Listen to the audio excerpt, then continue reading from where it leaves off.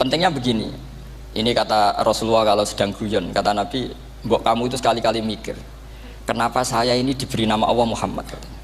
Ini hadis sahih di Bukhari, ada di Kitabul Adab, banyak lah tag ini. Kenapa ya Rasulullah? Allah itu senang bingung nawang kafir, kata Rasulullah. Karena Abu Jahal kalau manggil saya jadi bingung. Itu kalau orang Arab kan pasti tahu maknanya, Muhammad maknanya orang yang terpuji. Sehingga kalau Abu Lahab ngomong itu jadi paradok, hei orang yang terpuji, kamu bohong. Kan jadi aneh. Ya Muhammad kadzabta, hei Muhammad kamu bohong. Kalau diterjemahkan, hei orang terpuji, kamu bohong. Itu akhirnya sahabat tertawa-tawa. Karena cek pinter deh pangeran milih nama kamu ya Rasulullah. Karena ini bingungkan musuh gitu. Makanya kalau kamu udah anak kiai, itu anak kamu panggil, namakan saja Agus. Pasti satu pondok manggil Gus semua. Itu aman itu. Oh itu mbok yang nggak seneng tetap panggil Gus. Karena kalau untuk Gus putra kiai kan butuh di bapak kiai, kan bapak kadung ra kiai itu kan. Itu ada triknya, yaitu anaknya dinamain Agus. Nah, itu masyhur sekali dialeknya Nabi dengan Walid bin Mughirah, dengan Utbah, dengan banyak sekali, termasuk dengan Abu Jahal, dengan Abu Lahab. Bahkan orang-orang kafir Quraisy itu menyewa namanya Musailamah Al-Kadzab. Kalau di sini umumnya baca Musailamah apa Musailimah? Trennya di sini pakai fathah ya.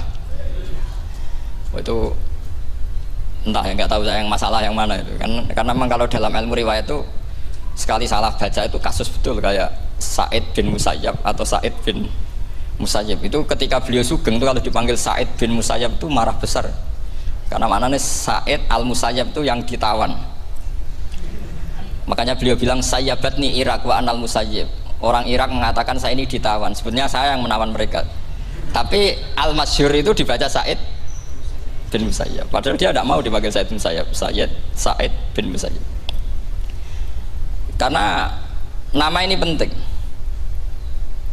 Pentingnya begini, ini kata Rasulullah kalau sedang guyon, kata Nabi, mbok kamu itu sekali-kali mikir, kenapa saya ini diberi nama Allah Muhammad, katanya. Ini hadis sahih di Bukhari, ada di Kitabul Adab, banyak lah tag ini. Kenapa ya Rasulullah? Allah itu senang bingung nawang kafir, kata Rasulullah. Karena Abu Jahal kalau manggil saya jadi bingung. Itu kalau orang Arab kan pasti tahu maknanya, Muhammad maknanya orang yang terpuji. Sehingga kalau Abu Lahab ngomong itu jadi paradok, hei orang yang terpuji, kamu bohong. Kan jadi aneh. Ya Muhammad kadzabta, hei Muhammad kamu bohong. Kalau diterjemahkan, hei orang terpuji, kamu bohong. Itu akhirnya sahabat tertawa-tawa. Karena cek pinter deh pangeran milih nama kamu ya Rasulullah. Karena ini bingungkan musuh gitu. Makanya kalau kamu udah anak kiai, itu anak kamu panggil, namakan saja Agus. Pasti satu pondok manggil Gus semua. Itu aman itu. Oh itu mbok yang nggak seneng tetap panggil Gus. Karena kalau untuk Gus putra kiai kan butuh di bapak kiai, kan bapak kadung ra kiai itu kan. Itu ada triknya, yaitu anaknya dinamain Agus. Nah, itu Rasulullah itu sudah dipilih sedemikian rupa oleh Allah, perilakunya benar, ahwalnya benar, sak namanya juga benar. Sehingga ketika Abu Jahal, Abu Lahab tahu bahwa nama Muhammad ini problem, karena ini madah itu memuji. Sehingga mereka kalau mencari Muhammad tuh bilang ainal madmum, mana orang yang tercela. Terus orang-orang Quraisy tidak paham, kamu nyari siapa? Akhirnya mereka bilang, ana atlubu Muhammad, dan saya cari Muhammad. Akhirnya bilang Muhammad lagi. Nah, itu. Nah, Quran juga main di ranah nama. Sehingga Abu Jahal itu namanya kan Abul Hakam. Orang Islam dari awal memanggil Abu Jahal. Karena kalau sampai kita manggil Abul Hakam, kita akan mengalami paradok, ya Abul Hakam, hei bapak dari semua kebijakan, kamu begini kan kacau. Makanya itu dari sini orang nggak boleh salah apa? Salah nama. Ini penting kolaborakan, karena kadang menganalisis Quran itu satu bilisanin Arabi mubin, kata Imam Syafi'i, wa innahu latanzilu rabbil alamin nazala bihir rohul amin ala qalbika litakuna minal mundzirin bilisanin Arabi mubin. Di antara, kata Imam Syafi'i ini, di antara aturan pokok memahami Quran adalah dia malian bil arabiyah, dia sangat-sangat menguasai bahasa Arab. Itu masyhur dalam dialek Imam Syafi'i. Saman kalau ngaji takrib atau Fathul Mu'in, syarat sahnya tayamum lil musafir itu apa? Tolabul ma', mencari apa? Air. Sampai kalau di takrib dicontohkan, kalau di tempat atas nyari ke bawah, kalau ke bawah nyari ke atas. Imam Syafi'i ditanya, kaifa taqulu bi syartit thalab? Bagaimana Anda berpendapat bahwa thalabul ma itu wajib untuk menjadi sahnya tayamum? Terus Imam Syafi'i faqara'a falam tajidu ma'an. Kamu pergi, kemudian falam tajidu ma'an, kamu tidak menemukan air.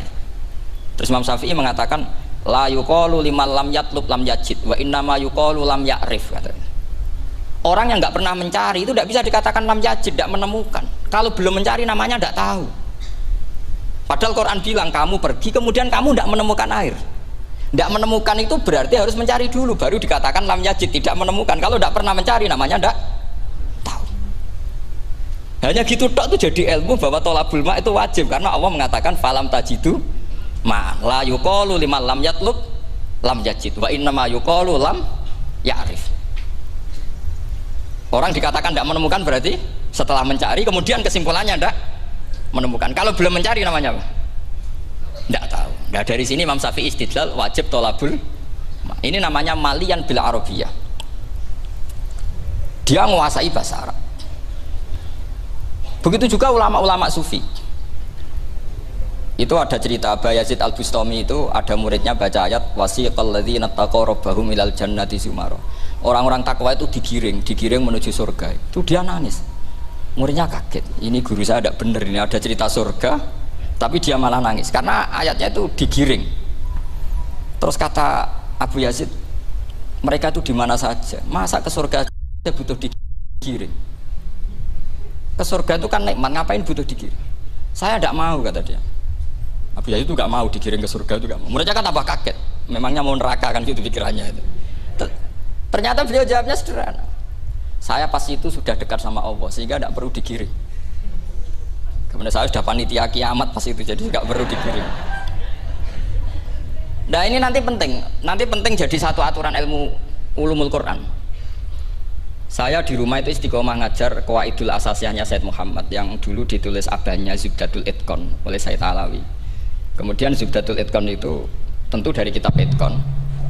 Terus Said Alawi dulu ngarang kitab Faidul Khobir, sarannya Faidul Khobir sama Sayyid Muhsin Al-Musawab, dulu dari Padang tapi hidupnya di Mekah. Saya dulu talaki sama Mbah Mun. Itu ternyata ada ayatnya, innal muttaqina fi jannati wa nahar fi maq'adi sidqin 'inda malikim muqtadir. Sekarang sampean saya tanya, menurut Anda semua orang kena hisab enggak? Enggak, sampean jawab saja. Menurut Anda ketika di mahsyar semua orang kena hisab apa enggak? Pasti kita menjawab iya. Tapi kata Said Muhammad itu keliru. Nggak kebayang orang seperti Nabi kena hisab. Pasti yang kena hisab itu orang-orang yang nggak jelas. Nah, misalnya Nabi jelas baiknya, harusnya ya langsung nggak kena hisab. Karena nggak mungkin seorang saksi kok diaudit, nggak mungkin. Lo saksi itu di pengadilan kan nggak tersangka, nggak terdakwa, dia nggak boleh diintervensi oleh hakim. Nah, Rasulullah ketika kiamat, ketika fil mahsyar, fi faslil qada itu jelas, fa kaifa idza ji'na min kulli ummatin bi syahidi wa ji'na bika ala haula'i syahida. Rasulullah sudah dekat Allah, pas mahsyar itu ada Allah, ada Rasulullah, ada Jibril.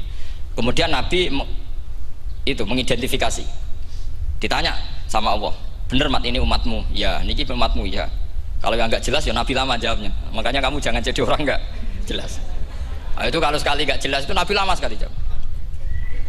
Nah, artinya begini, yang kena hisab itu meskipun kata Said Muhammad, meskipun Dhahirul Quran itu menetapkan asbata umumal hisab, tapi zahirnya Quran yang sama juga menafikan hisab. Itu karena nggak mungkin, nggak kebayang kita malaikat berani menghisab afdalul khalqi. Sama bisa bayangkan malaikat mengaudit Rasulullah SAW. Ahabbal khalqi ilallah, kepen cilaka mencet ya. Wong jajar Allah kabeh dinten audit sudah indah. Fa kaifa idza ji'na min kulli ummatin bi syahidi wa ji'na bika ala haula'i syahida. Lalu mungkar nakir juga sama. Sampean bisa bayangkan mungkar nakir tanya Nabi Muhammad. Tesnya susah. Karena kalau Rasulullah terus ditanya, "Waman nabiyuka?" Itu kan bisa kiamat itu.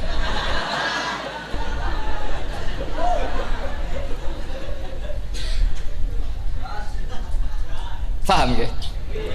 Makanya kata Said Muhammad, ini kan teman-teman tanya, piye carane alim tafsirnya saja, sarannya satu hafal Quran, dua hafal Sahih Muslim, tiga semua orang sudah mati, tinggal kamu yang alim. Itu mesti aman itu.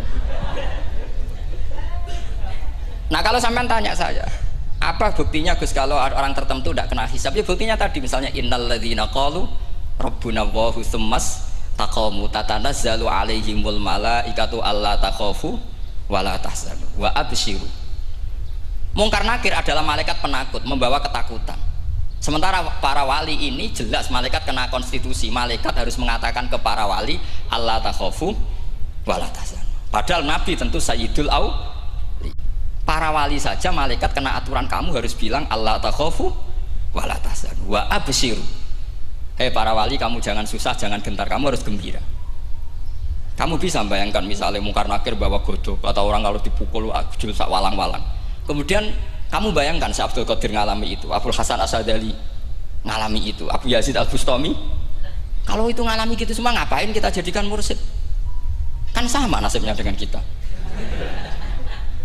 Nah, Zahirul Quran mengatakan asbatal hisabah, tapi Zahirul Quran di ayat yang lain lam yusbit al hisabah. Makanya tadi umumul Quran juga ditaksis dengan muqayyad, yang mutlak ditaksis dengan yang muqayyad, yang mujmal ya sama seperti itu, aturannya seperti itu, ditafsir sama yang mufassal.